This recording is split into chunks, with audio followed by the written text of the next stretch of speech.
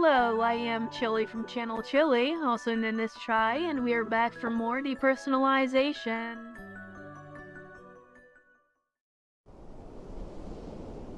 Continuing right where we left off last time, and not waiting another month before I play the game, here we go.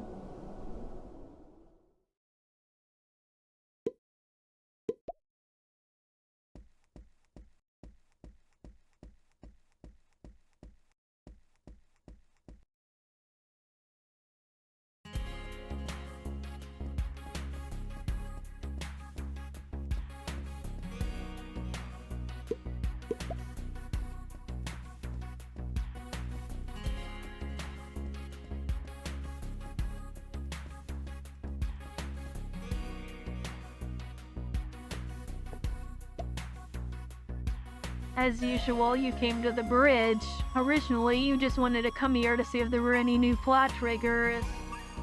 However, under the bridge, you saw a familiar figure. Ponsal took the key from his pant pocket and opened the iron door. He then entered the bridge tunnel.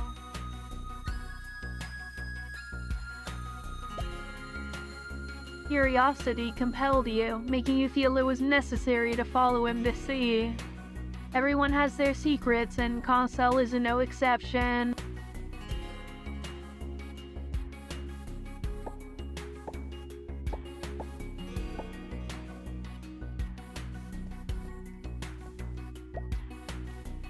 Looking at the pile of garbage in front of you, to reach Ponsal, the arduous task of clearing a path seems to be inevitable.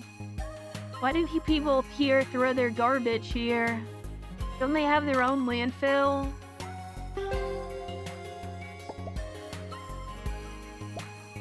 Finally finished. What the hell did I come here to look for people? What the hell? Did I come here to look for people or to be a janitor? Finally finished. Okay, never mind, that was just the same dialogue again.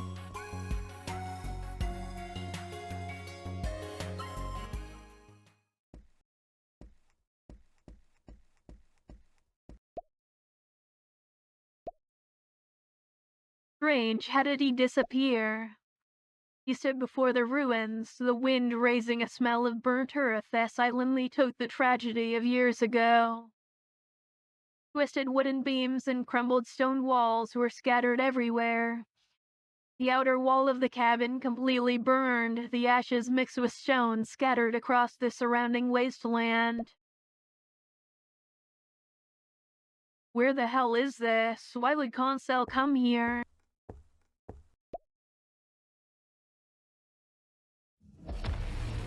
As you pondered all this, a shiver of fear enveloped you.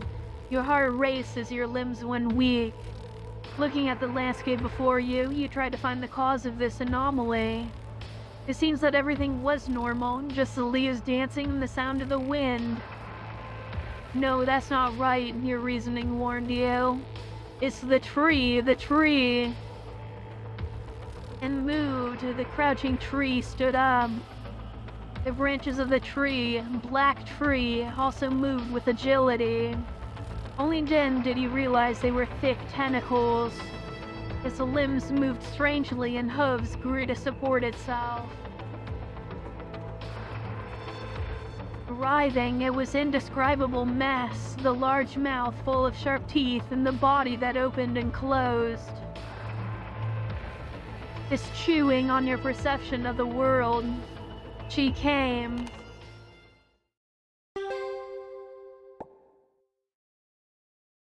It was the thing I had dreamed of, the black thing that had sat on the stone in the hidden lane, and that was not a tree, but was something big and black and squatting, and it had arms like ropes, and it had slung them around.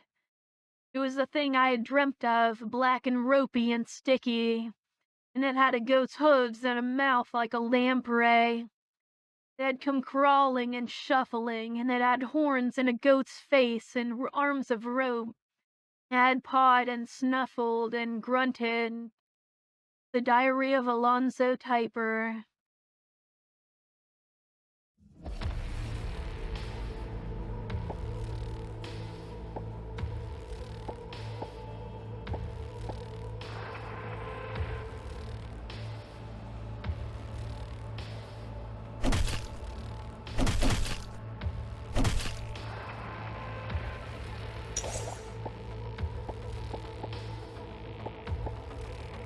Okay, one down. That wasn't very hard.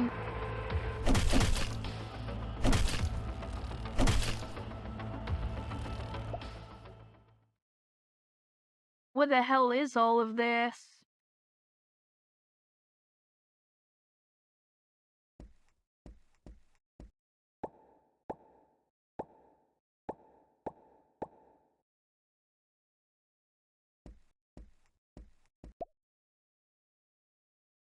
This is a small, inconspicuous grave, simply made with two wooden boards, a cloth carelessly tied over them.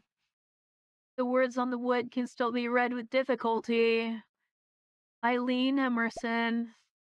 Your fingers wiped the dust from the name. Suddenly, you felt an irrepressible agitation in the depth of your soul. Then, as if possessed, you began to dig up the grave. You didn't know why you were doing this. You just felt that something down there was calling you. Finally, you unearthed a completely white skeleton. Just from the width of the pelvis, you could determine that it was probably the skeleton of a woman. And you also understood what was influencing you. It was a beautiful ruby necklace silently resting on the skeleton's sternum. You took it from the skeleton and held it in your hand, but you didn't feel any other strangeness. I'll keep it for now.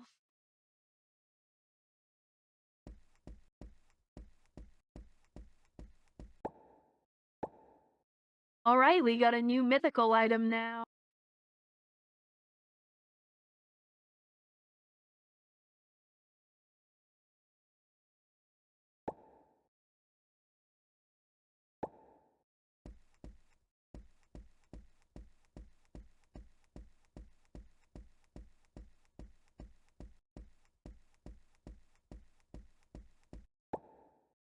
Nothing much I can really do here, I don't really think.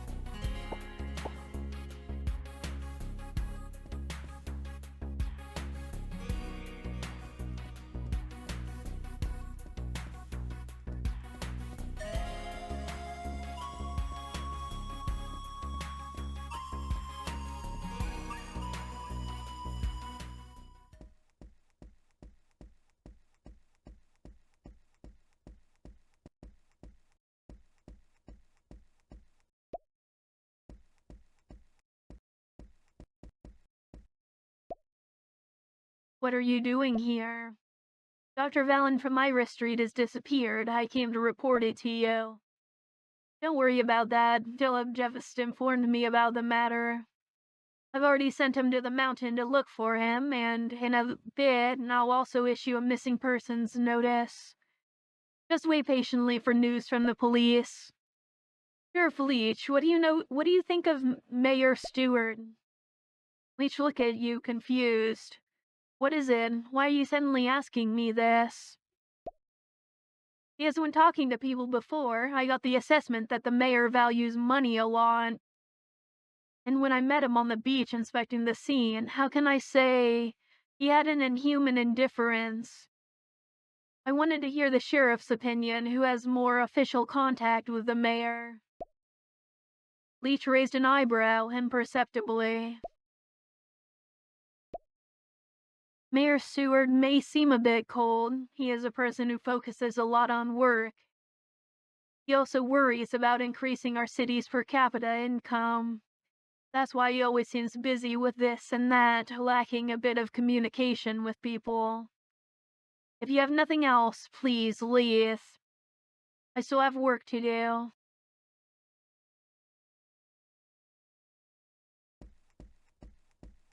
Okay, seems like I need to get some kind of cassette tape to give to him.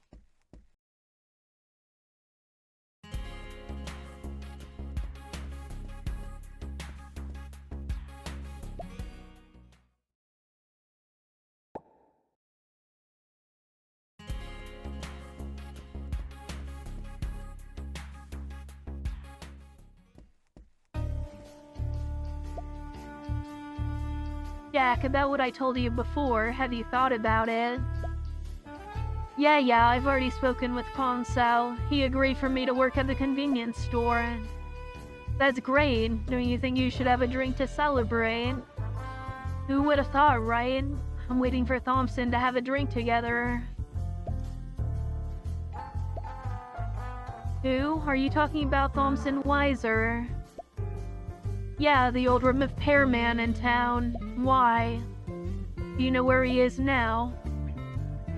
He told me before coming that he was sent to fix the wiring in the tunnel today. Okay, see you later.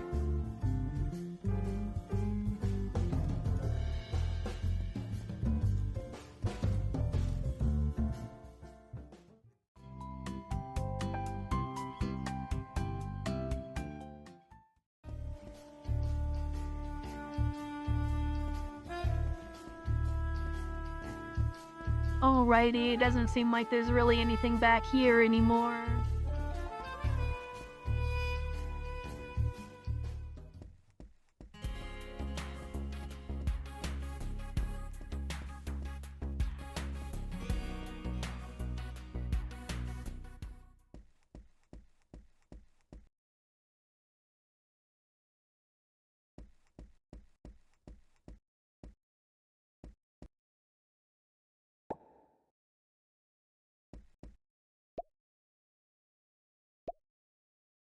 This is under maintenance. Leave quickly. Wait, I have something to ask. You're Thompson Weiser, right? Weren't you the librarian at the library before 2000? Upon hearing your words, Thompson, who was previously unconcerned, suddenly became alert. Why are you asking that? What do you mean? I just want to know why the newspaper volume from April 1993 is missing. There's no use saying you know nothing about the library. I know very well that you are the former librarian. Upon hearing your words, he fell silent. You, as always, started to use your best attack. However, this time it didn't work as expected. Thompson sighed a long sigh and pushed your notes away. It's not a matter of money. Think about it. Who manages the library's facilities? If the newspaper from so many years have been preserved intact, why is the only part you're looking for missing? I'll give you another hint. The power to appoint library staff is in the hands of the city government. Okay, I said enough. I can't say any more. Seeing that you still wanted to say something, Thompson waved his hand impatiently, preparing to kick you out. At that, at that moment, the inopportune vibration of the cell phone seemed to also oppose your insistence. Thompson answered the phone and no longer paid you any attention. Hey, hello, yes, I'm here, I am.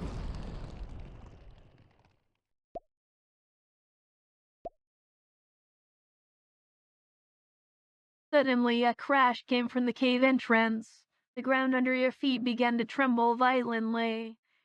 The light in the distribution room also went out, and a sharp scream mixed with the sounds of flesh tearing came from the darkness.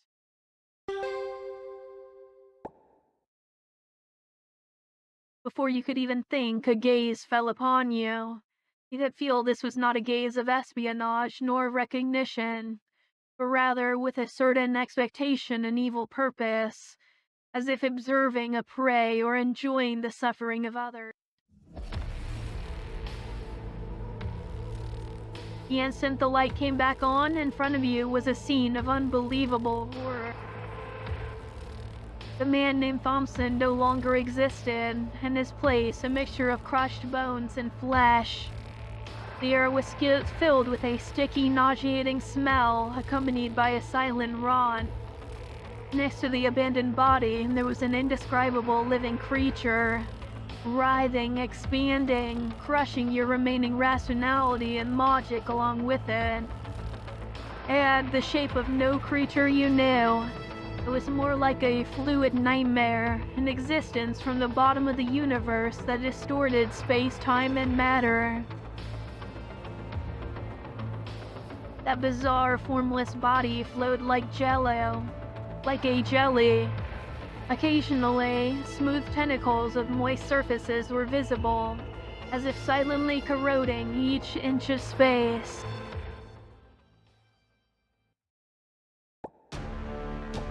Alright, and now we are fighting a Shoggoth.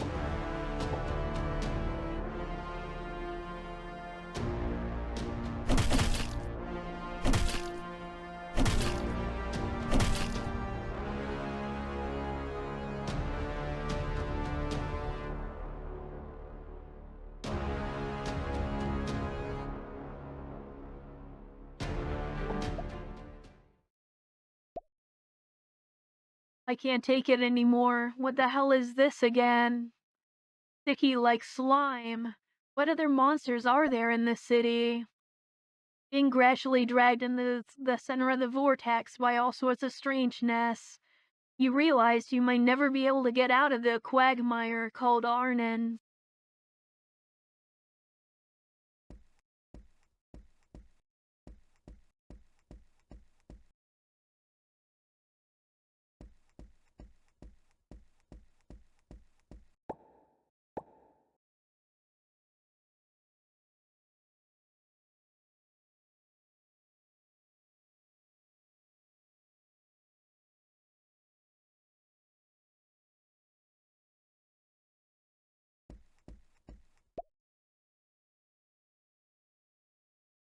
Arriving at the tunnel entrance, you found that the passage was blocked by rock and debris. How did the tunnel entrance get blocked? I need to find a way out. Maybe I can use what I have on hand to make an explosive and blow this up. Otherwise, digging with my hands, when will I ever get out?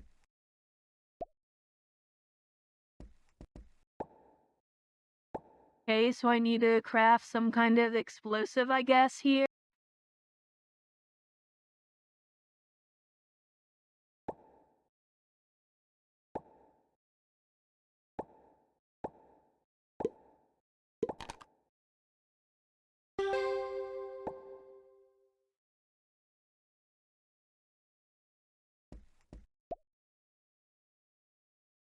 Okay, now there should be no problem.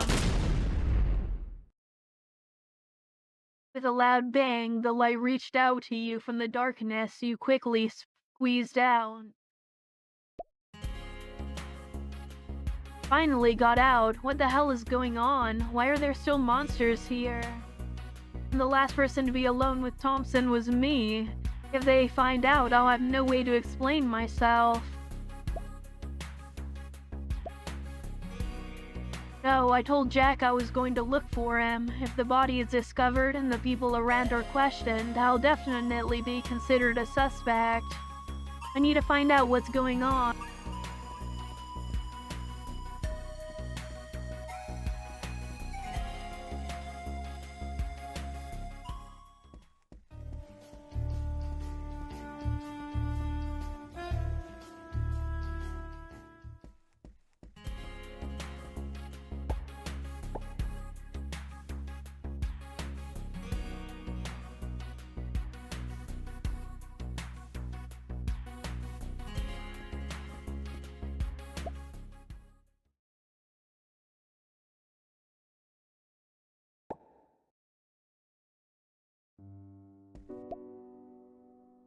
Although you were already used to the mountain path in the last few days, at this moment you felt an unusual atmosphere.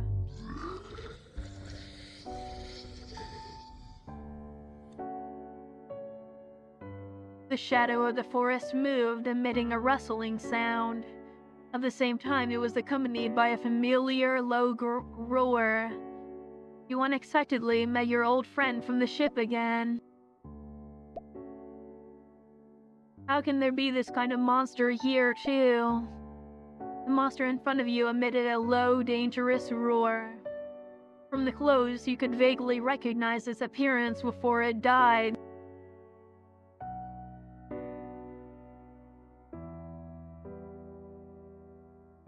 You don't know if you would think if I had done something more at that time, it would be better.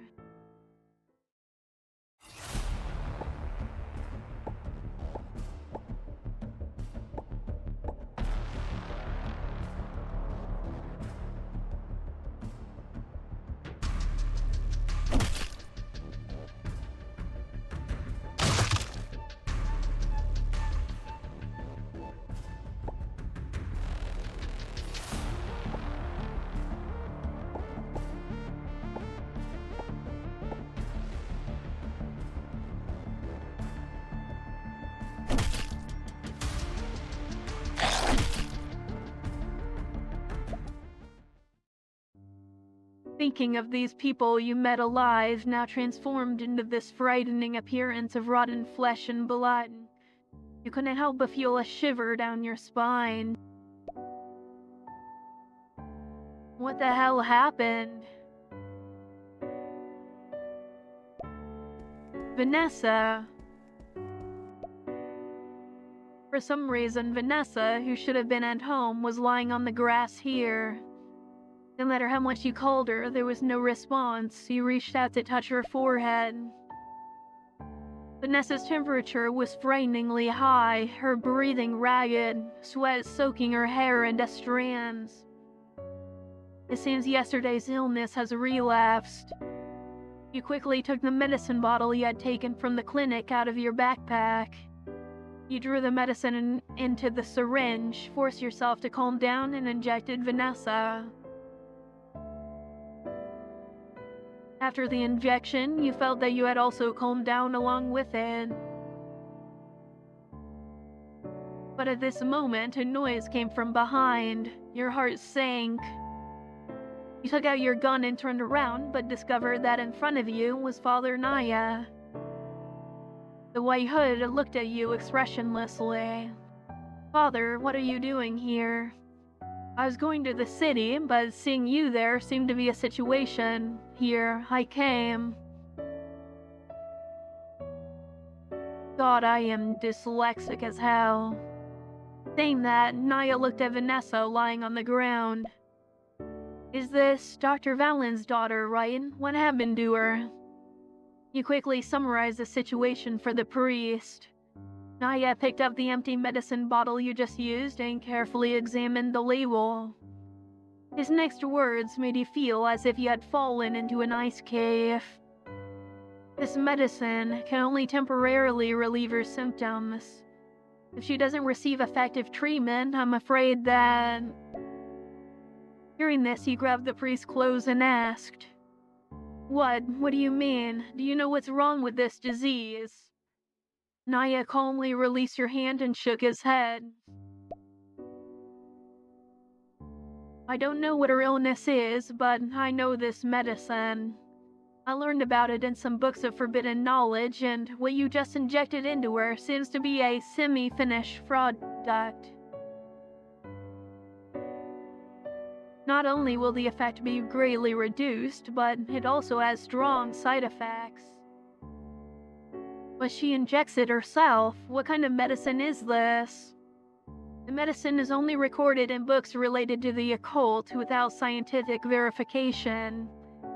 They say this medicine can resurrect the dead and regenerate flesh. As for the side effects of the semi-finished product..." The priest turned toward the monster you just took down. "I think you've already seen it." "Well then, what to do?"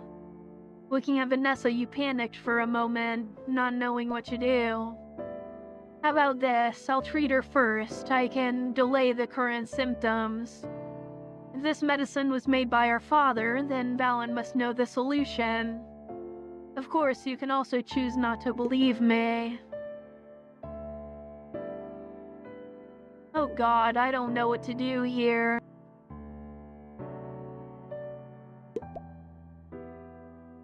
At this point, there's no other way, right?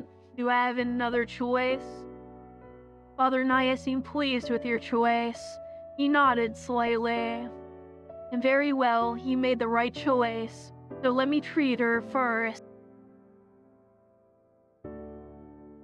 Father Naya went to Vanessa's side, knelt down slowly, and placed his hands gently to her forehead and heart. You noticed he was murmuring some kind of ancient spell, and his hands seemed to emit a faint light. You held your breath, not daring to disturb, watching his every move. A few minutes later, Vanessa's breathing seemed to calm down a bit, and her furrowed brow relaxed slightly.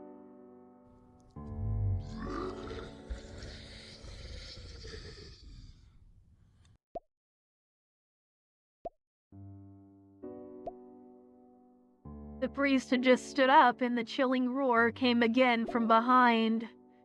It seems the problem has not yet been solved. I will send them down the mountain safely first.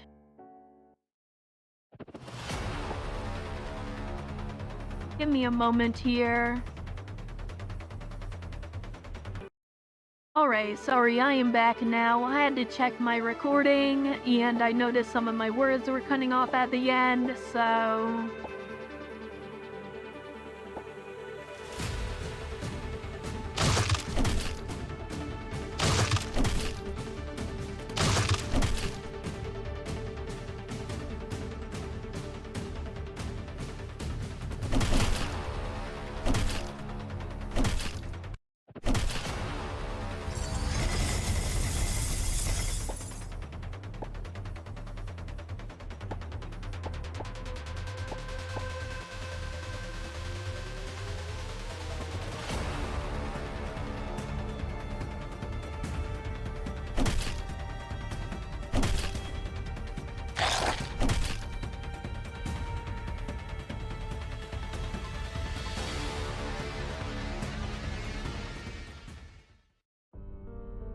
You carried Vanessa on your back, her temperature scarring you. The situation was not optimistic. You ran with all your strength down the mountain road.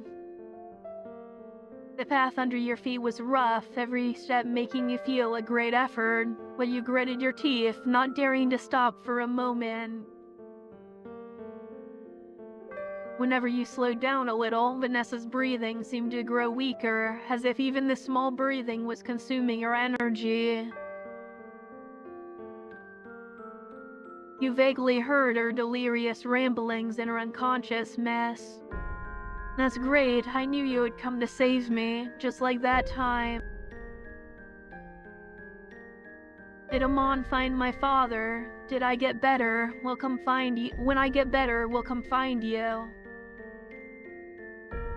Definitely, you'll be fine. I promise we're almost home. Vanessa, you have to hold on. Finally, you return to the clinic.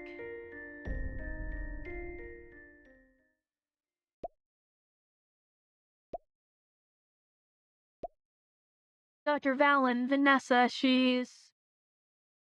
Dr. Valen, seeing you rush in with an unconscious Vanessa on your back, didn't bother to ask questions. He immediately took Vanessa, placed her on the clinic bed, took the stethoscope, and placed it on her chest, listening intently to her weak heartbeat.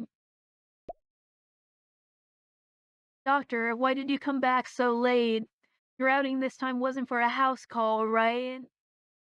Why did you lie to Vanessa?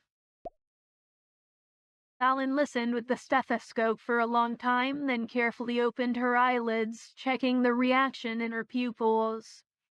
Valen didn't look at you as he spoke. I went out this time for Vanessa's sake. I just didn't expect an accident to happen along the way, delaying my return. You squeeze the empty medicine bottle in your hand, having a vague idea of the answer. So you want to complete Vanessa's treatment medicine, right? Because what she's using right now was still a semi-finished product. The busy figure stopped upon hearing the words. Valen took off the stethoscope and turned to you. Looks like you already know everything. I also know that this medicine has strong side effects. And I also know that the medicines on the ship were also an order you brought from abroad, right? The ship had an accident and crashed, causing the contents of the container to leak. The people on the ship turned into monsters because of it.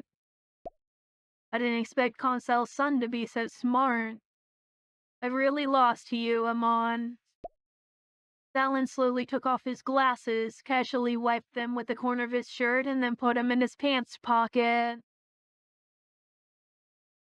Then you saw him take something out and put it in his mouth. Then Valen's face contorted, the blood vessels like worms on his skin swelled up. A pair of wings slowly unfurled from his back. Amon, I'm sorry, but in that case, please die.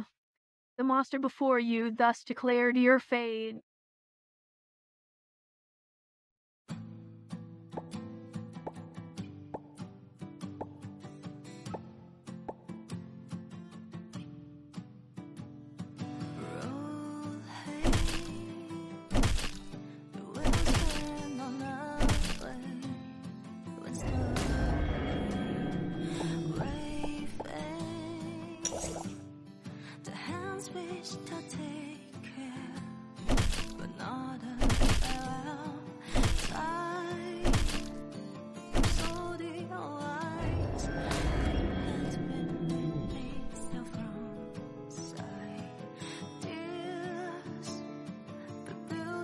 So past is the past, should I divide?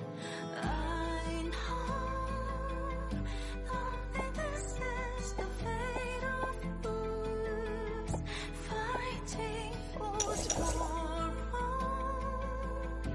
My suffering can be so hard. We all exile.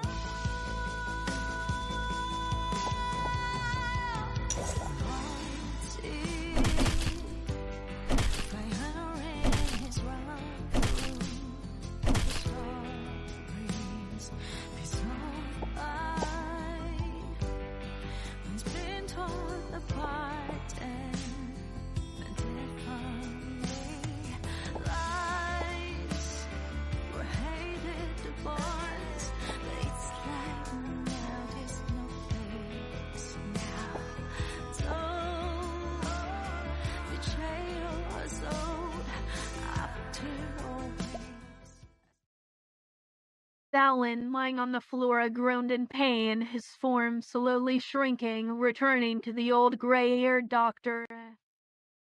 He propped himself up, panting, looking at you with despair. I have no choice. I really have no choice. If it weren't for this medicine, Vanessa wouldn't have survived until now. I know. You and she are good friends. You couldn't see her die. The collapsing father pleaded before you. You knew he would do anything for Vanessa, even if he became a demon.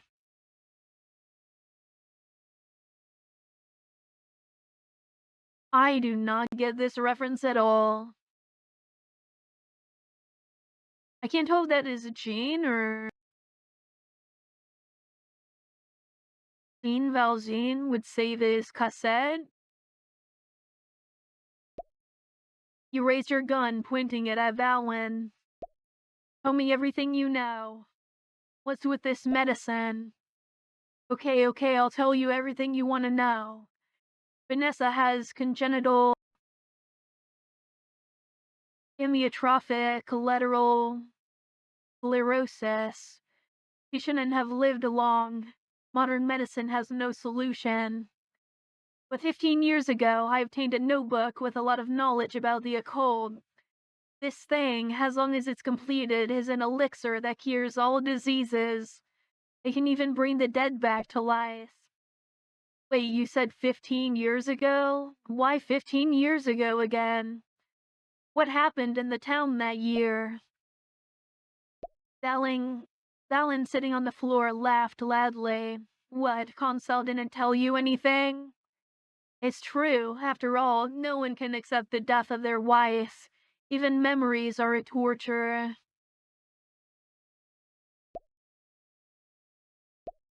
Get to the point. You really don't know? On the night of April 4th, 1993, almost a third of the town's residents went mad without warning. They were like zombies from movies, attacking everyone indiscriminately. And they also ate the normal residents. The air that night was filled with the smell of blood and screams. It was only with the suppression of the police that the situation calmed down. When speaking of the past, a shadow of fear covered Valen's face. The tragedy seemed to be repeating itself like yesterday with incessant wails. In that case, why were the news from that year covered up? I can't find the newspapers from that year in the library. I don't know. You should find those files at the police station. They can confirm I'm telling the truth. So what caused the accident? Later, they found out there was a person messing with the occult who was secretly conducting human experiments. He was quickly captured and tried, and by coincidence, I had met him before in a bar in town. At the time, we were talking about medicine, and he told me he was researching that miracle drug and even gave me a look at his notebook. I heard him exaggerating, thought he was drunk and talking nonsense. So later I found a way to steal it from him. As he said this, Valen became more and more excited. He gesticulated, his eyes shining, as if he were about to receive the 2024 Nobel Prize in Medicine. Yes, what he said was true. The data I obtained from animal experiments were positive. The myocardial and brain functions of the dead rats were restored, but all, without exception, fell into a state of madness, and the metabolic function was drastically activated, just like zombies. Exactly as he said, the medicine in his notebook was missing something. He's looking, and so am I. There are no clues, just one sentence. Milk of the black goat of the woods with 1,000 young. With each syllable, the air seemed to be pulled and distorted. You felt a gaze caressing your back. Suffocating smell of rot filled your nostrils like some invisible mold growing and spreading in the darkness. An absurd and sinister vision passed through your mind. Countless tentacles formed the darkness, writhing in a deadly silence, as if they were generating infinite life, and that life itself should not belong to this world.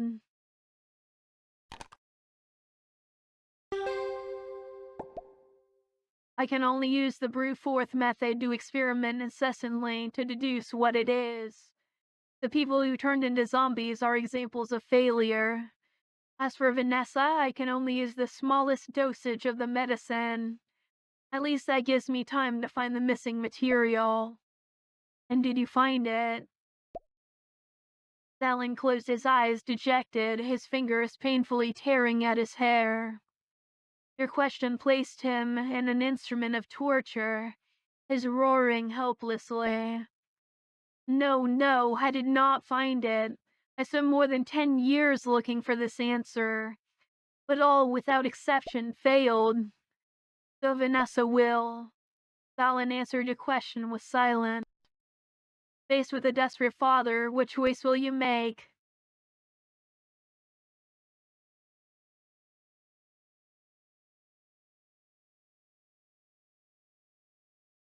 God damn it, I really don't know what to do here.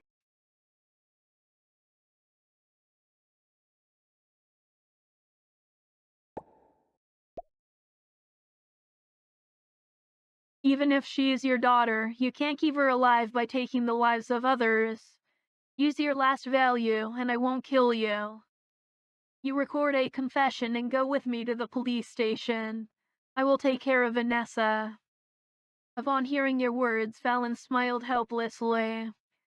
"Going with you to the police station is no problem after all. My life is in your hands. But Vanessa, modern medicine cannot save her. Do you want to know how I found your little secret? It was Father Naya who told me."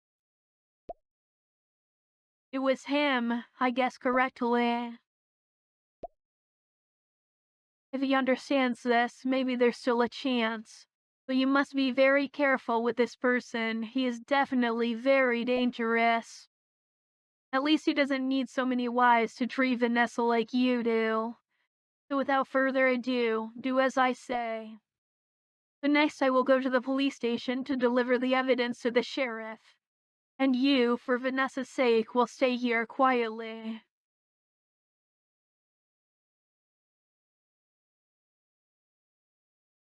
"Oh neat, we got Vanessa as our partner after we finish the modded scenario here."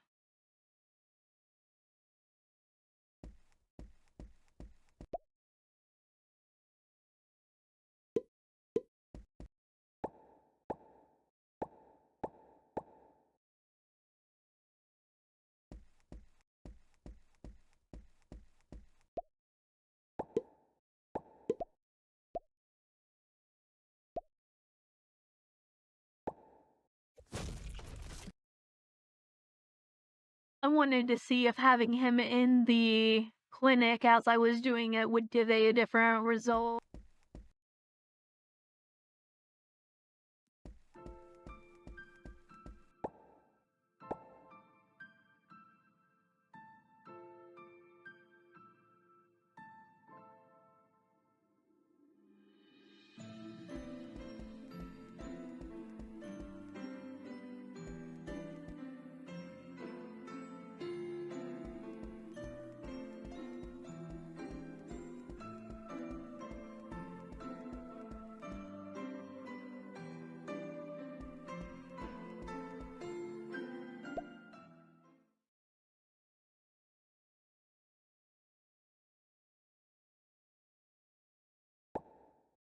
Alright, let's make our way down to the police station now.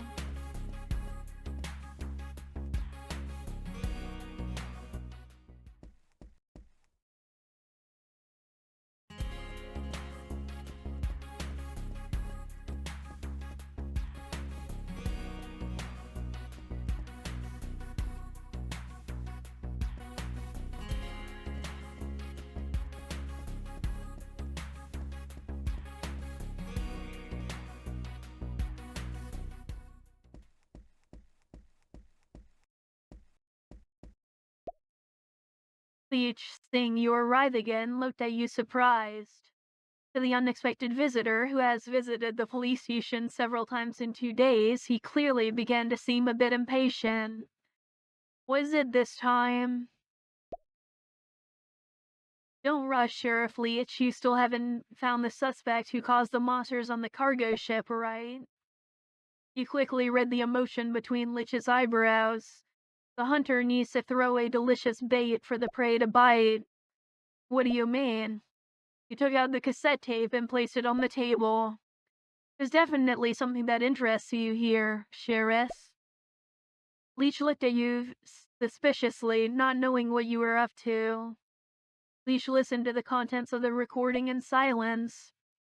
If he is the author of all this, then how did you get him to record this tape?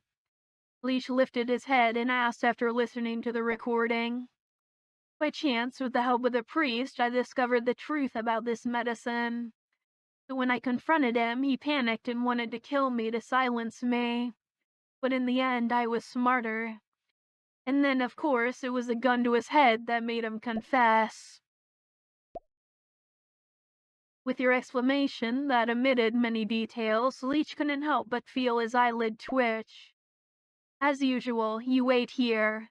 I'll ring that one back and you can give a statement and then you can go." Leech laughed. Okay, so now it's time to see what's on the files from that year. Before doing something stupid, it's better to turn off the surveillance.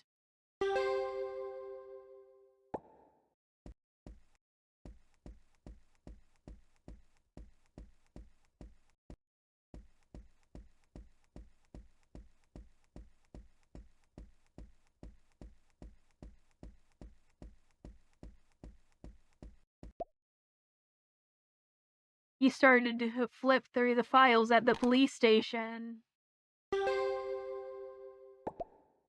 Finally, in the pile of slightly yellowed and well-marked files, he found the dossier you wanted. You untied the ribbon and took out the documents from inside to read. Malicious incident in the city of Arnhem. Large-scale riot in the city involving illegal experiments, fatal accident, and lynching to death. Downtown Arnhem in the workshop of William Emerson. William Emerson, occult researcher, not local. Hansel, owner of the Arnhem convenience store whose family died in the incident, local. A large-scale riot broke out in the city of Arnhem, originating from an illegal experiment by a supposed occult researcher from out of town, William Emerson. William was conducting research on a mysterious drug in the city, which, according to the contents of his notebook, aimed to achieve the effects of resurrection. The experiment sample accidentally leaked, and a large number of residents were infected, causing them to lose their reasoning in a short time and turn into monsters, attacking other people indiscriminately. The riot quickly spread throughout the city, resulting in injuries and death of nearly a third of the inhabitants, and none of the survivors escaped unscathed. The authorities sent police to forcefully suppress and control the situation. After the riot was pacified, the owner of the city convenience store, Consell, claimed to have recognized the figure of the suspect, William Emerson, among a group of monsters and decided to follow him in secret. He discovered the suspect's secret workshop and, while he was out, broke into the workshop to collect evidence confirming that William was the author of the incident. Hansel handed over the evidence related to William's illegal experiment, and our team immediately went to the workshop to arrest William. At the scene of the arrest, the body of a boy was found, identity unknown, suspected to be the suspect's son. At the strong request of the city's inhabitants, the police took William to the central square and displayed his crimes to the public. The furious residents, like medieval witch hunters, expressed their anger, throwing stones at William. The police did not stop the residents' anger. In the end, William died on the spot due to serious injury. This incident resulted in dozens of deaths and hundreds of injuries. The specific formula and ingredients of the resurrection drug involved in the incident were destroyed by the authorities. It was not possible to collect samples at the scene, and it is feared that there may be uncertain biochemical risks in the future. The police were later intensely questioned by the higher departments, and the relevant personnel did not make a detailed report on William's death. The case was finally filed as a collective riot caused by a force majeure event. Case closure. April 30th, 1993. Reporter Osborne Sheeran. So that's what happened, but it was Consell who provided the clue. Collective lynching of a criminal with the inertia of the police. The impact of such an event was very negative. No wonder the news from that year was covered up. Flipping to the end of the file record, you discovered there was one more page attached. April 19th, 1993. Sample provider, Arnhem Police Station. Boy, age 2, corpse state. Caucasian, corpse state. Date of death, April 3rd. Cause of death related to riot injuries. William Emerson, Caucasian, occult researcher, currently in police custody. The paternity test uses the latest DNA analysis technology by comparing the genome information of blood, bone marrow, and other biological tissues, combined with the known genetic characteristics of the parents, to determine the veracity of the kinship. Samples from the boy's corpse from blood and bone marrow tissue. The boy's genome shows a genotype compatible with samples of normal children, normal genetic markers, but without obvious correspondence with William Emerson's genotype. William Emerson's blood and oral mucosal tissue. William's DNA is of a standard genotype with no obvious abnormalities. The genetic test result shows that there is no direct kinship between the boy and William Emerson. The degree of genetic correspondence between the two is extremely low, not corresponding to the parent-child inheritance pattern. After comparing multiple genetic markers, no genetic link was found between William and the boy. The boy's genetic composition has no direct relation to William, excluding the kinship. Based on the current DNA test results, it is confirmed that the boy is not the biological son of William Emerson. There is no kinship between the two. This report is consistent, and previous autopsy data, the origin of the boy has no relation to William. Arnon City Forensic Center, Dr. Ryan Black, Senior Forensic Expert. This report is part of the police case file for further investigations and proceedings. The deceased wasn't William's son. After finding the information you wanted, you quickly put everything back in place so as not to leave traces that could be found by Leach. We got him. In a bit you can give a statement and you can go. Okay. You noticed that Valen was staring at you the whole time. Come on, please. Take care of Vanessa. Valen, let's go. As Valen passed by you, you felt him put something in your hand, and then he followed Leach without looking back. You opened the note in your hand. Inside there was a series of numbers. 652140403202. What does this mean? It's obviously the code to the drawer in his clinic there.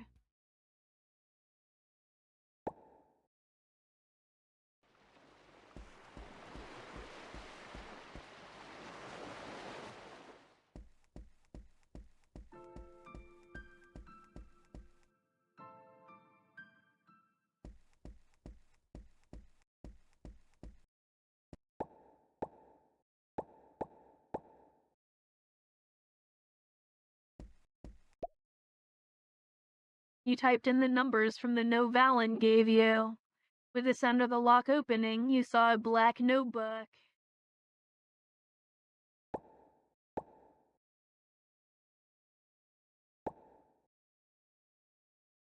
We finally escaped from that hellish place, but Karen, my Karen.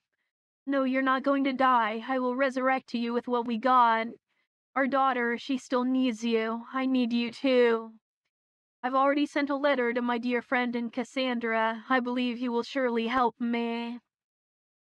Great, with the supplies he sent me, I can finally start the research on the resurrection medicine. For the safety and control of the experiment, I decided to start with lab rats. If successful, Karen's resurrection will be the next step. The experiment with the rats went relatively well. The injected medicine did not produce an immediate lethal effect. The rats' nervous systems recovered some basic reactions after a few hours, although they were still extremely weak. The effect of the resurrection medicine was not as direct as I expected, but at least it proved some repair effect on the nervous system. I decided to continue adjusting the proportion of the medicine, adding more activation factors to try and trigger more obvious psychological reactions. The experiment's progress is slow. After several adjustments, I managed to make the rats recover some muscle activity for a short period after death, but their consciousness did not fully recover. They only had a small reaction under the effect of the medicine. Clearly, some components of the medicine can cause an overstimulation of the nervous system, but resurrection did not occur as I expected. I cannot stop. I believe all of this are necessary mistakes. I needed to experiment on a larger object. I needed a more complex life form to understand the true effect of the medicine. A human corpse might give me more answers. Perhaps the milk in the recipe is the key.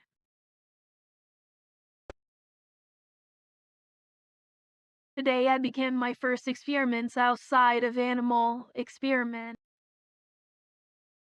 Obtaining some corpses from the cemetery, I prepared to perform the resurrection experiment on human corpses.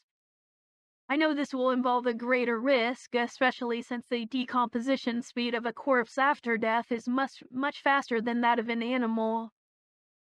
The result left me desperate. The corpse, although it reacted under the effect of the medicine, the blood flow was temporarily restored, but soon the corpse could not withstand the overstimulation of the medicine and completely collapsed. The experiment failed. I will not give up because of this. Resurrecting is possible. I need to find the right milk. She deserves all of this.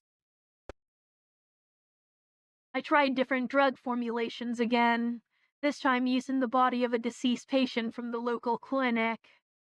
I tried to use a milder medicine and biological hormones to avoid the violent reaction of the drug, stopping the disintegration of the corpse. This time, there was a small breakthrough in the experiment. Although the corpse was not completely resurrected, I saw a slight fluctuation in cellular activity. By controlling cell division and the self repair mechanism, I achieved a small success. He didn't wake up, but this time his body didn't decompose. The corpse was kept intact at room temperature for a long time. This is the beginning of success. The experiment with the rats was performed again. This time, the injection of the medicine made them recover better than ever. Although they still haven't completely resurrected, I could see their eyes open slightly and the muscles begin to react. I am more and more confident in the effectiveness of the resurrection medicine. Perhaps I know what the milk is. I started to adjust the components of the medicine more boldly. I realized that it was necessary to add some special elements, compounds of mysterious plants and unknown materials, which could be the key to the breakthrough. I am ready to proceed with the next steps of the experiment. Today I begin the experiment on an unauthorized corpse. The goal was to stimulate the resurrection reaction of the corpse through a combination of drugs and rituals. The reaction of the corpse, although it showed no obvious effect at first, gradually its muscles began to show some tremors. This time I managed to stabilize the corpse after it recovered a bit of brief activity. I could feel that it lived for a moment.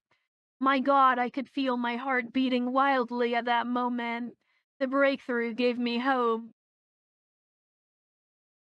Success, I finally managed to resurrect the corpse. It revived from the state of death, but only temporarily. Although the resurrected corpse still couldn't regain consciousness, it could move autonomously for a short period, and the muscle reaction was gradually strengthening. He didn't fully resurrect, but he lived. This success made me almost not believe my own eyes. His muscles, heart, blood flow all recovered part of their normality. His fingers trembled slightly, his eyes, although not open, I knew they were already starting to react. This is a revolutionary breakthrough. The resurrection medicine seems to have finally found the initial key. I didn't expect the resurrection process to be so difficult, but now I can feel that I am getting closer and closer to success. He will surely come back to me.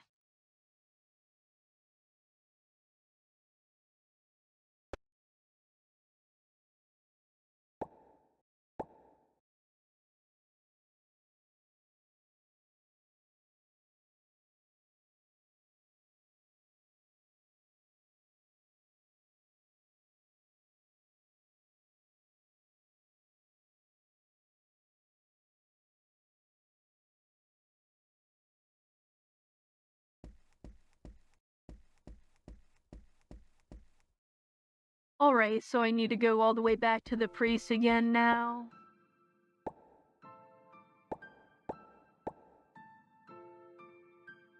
For now, that is where I'm going to end today's video. If you made it this far, thank you for watching, and I will see you next time when we continue with more depersonalization. Until then, bye!